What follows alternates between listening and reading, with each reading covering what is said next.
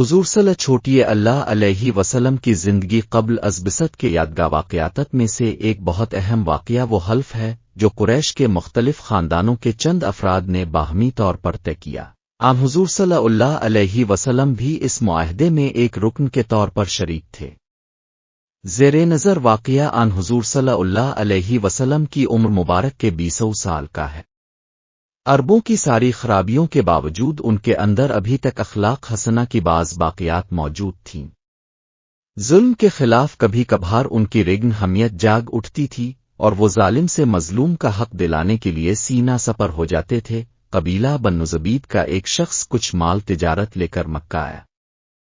اس کی بیٹی بھی اس کے ساتھ تھی۔ اس تاجر سے اس کا سامان مکہ کے مشہور اور مالدار سردار آس بن وائل نے خرید لیا، لیکن اس نے سینہ زوری کرتے ہوئے اس زبیدی تاجر کی بیٹی کو بھی اپنے قبضے میں لے لیا۔ وہ اجنبی شخص خانہ کعبہ میں آیا اور خانہ کعبہ کا غلاف پکڑ کر بلند آواز سے روتے پیٹتے ہوئے فریاد کرنے لگا، اے شہر مکہ کے شرفا!